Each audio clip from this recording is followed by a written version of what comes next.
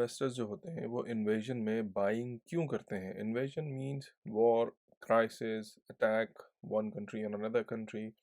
Bitcoin के crash games क्या हैं? इथेरियम के क्रैश गेम्स क्या हैं? आज हम डीप डाइव टेक्निकल एनालिसिस करेंगे बिटकॉइन का और क्रिप्टो के ट्रेंड्स को देखेंगे कि पोस्ट वॉर इसके एनालिसिस क्या है और इस वक्त क्या सिचुएशन है दुनिया में और आपको बाइंग करनी चाहिए या सेलिंग करनी चाहिए, इसको हम डिटेल में देखेंगे। मेरा नाम है Hasif Khan, big solutions for you के प्लेटफॉर्म से आपकी खिदमत में हाजिर।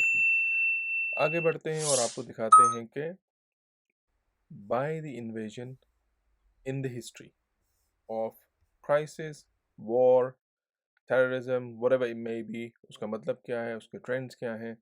और आगे बढ़ते हैं।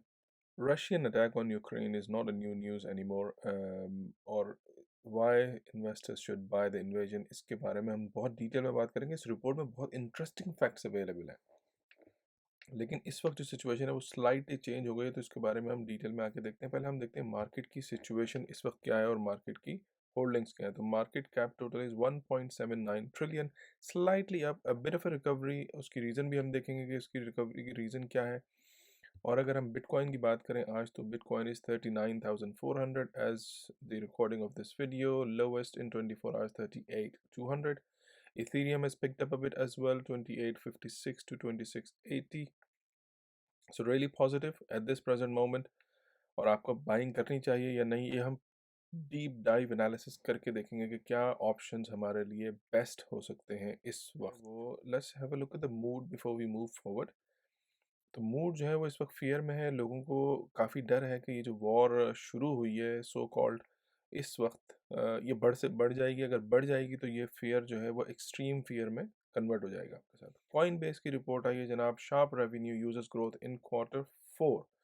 The crypto exchanges trading volume hit 547 billion, nearly 70% quarter over quarter increase. This is an amazing news. 2.5 billion net revenue. Net revenue. Wow. Grew from 255 billion to 278 billion. तो इट्स अमेजिंग कि कितनी तेज़ी से ये प्रोडक्ट बढ़ रहा है, ये क्रिप्टो करेंसी की एडॉप्शन हो रही है। अब हम यूक्रेन की सिचुएशन को देख लेते हैं कि जो थोड़ा सा मार्केट ने पिकअप किया, उसकी वजह क्या है? Ukraine charity. अब आप ये देखें कि चैरिटीज़, चंदा लेने वाली ऑर्गेनाइजेशंस जो हैं, उन्होंने 4 मिलियन क्रिप्टो डोनेशन किया है since the start of the Russian attack और इन्वेजन।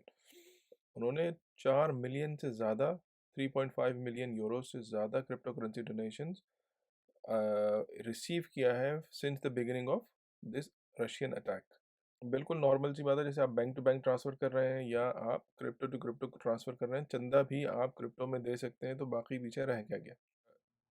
रशिया की जो मार्केट जो पिकअप किया है, उसकी वजह ये है कि यूरोप ने, यूएस ने इनके ऊपर कुछ सैंक्शंस लगाई हैं कि इनके बैंक से हम ट्रेड नहीं करेंगे। कुछ इनकी प्रॉपर्टीज़ या कुछ जो इनके बड़े बड़े लोग हैं पैसे वाले, उनको उन्होंने बैन कर दिया है।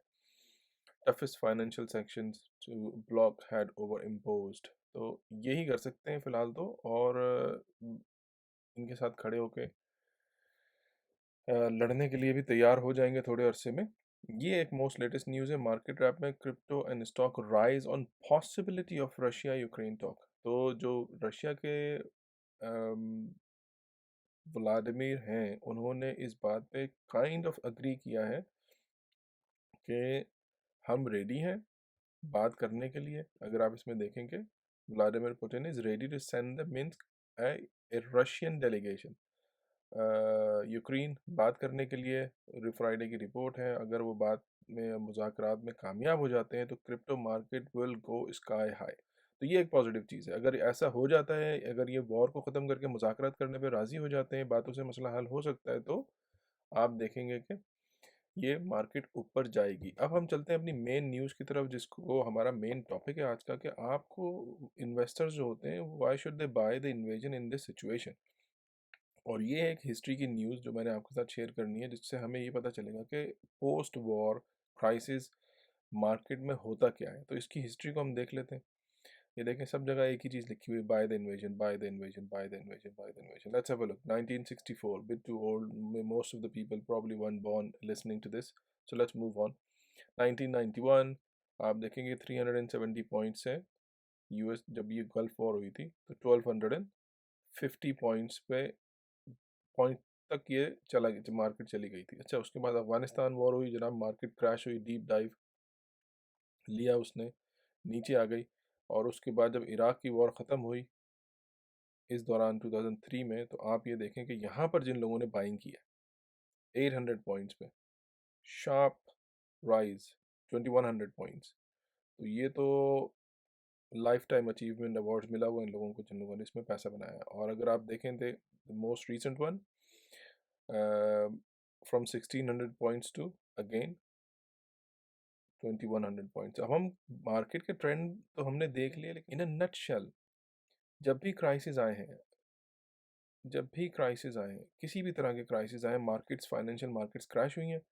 और क्रैश में जिन लोगों ने बाइंग की है उन्होंने शॉर्ट टर्म में या मिड टर्म में या लॉन्ग टर्म में प्रॉफिट जनरेट किया, और बहुत मैसिव प्रॉफिट जनरेट किया है। तो इससे हमें क्या पता चलता है जनाब, this is the time to probably invest in. और क्या बिटकॉइन और नीचे जाएगा? पॉसिबली जाएगा, पॉसिबल है बिल्कुल। अगर वॉर कंटिन्यू होती है तो बिल्कुल जा सकता है, लेकिन उसके बाद क्या होगा?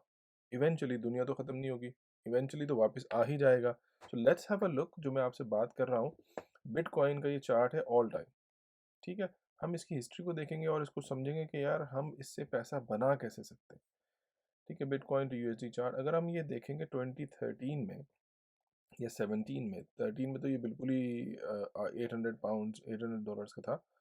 13 में स्पाइक आया 19,000 का, फिर इसमें डिप आया down to 3,000 something, then 11,000 in 2019, then dip to 6,000। और उसके बाद इसने जो बुलिश लिया है turn to 39,000, which it is at this present moment, from 44, 45, 46.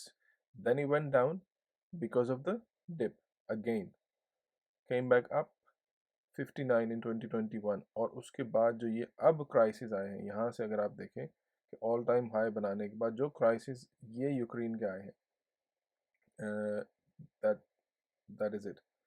और उसके बाद 43, और उसके बाद जनाब ये 39, 35, 34, 34, even between 34 and 35 when the news came in कि रशिया ने जो है बाकायदा अटैक कर दिया और रॉकेट लॉन्च कर दिए और ये कर दिया। तो इस हिस्ट्री को अगर आप देखते जाएं तो सूनर और later market does bounce back, bitcoin does bounce back. हम पूरी मार्केट को रिव्यू नहीं कर सकते क्योंकि टाइम कम है, लेकिन बिटकॉइन इज़ द लीडर। अगर बिटकॉइन ऊपर जाता है तो मार्केट पूरी ऊपर जाती है, बिटकॉइन नीचे जाता है तो पूरी मार्केट नीचे चली जाती है। तो अगर बिटकॉइन के भी आप ट्रेंड्स देखें तो आप देखें कि अगर आप 1 साल 2 साल के लिए होल्ड कर सकते हैं, तो ये 2021 में 29,000 गया था, और उस 29,000 को टच करने के बाद never gone back to the same price.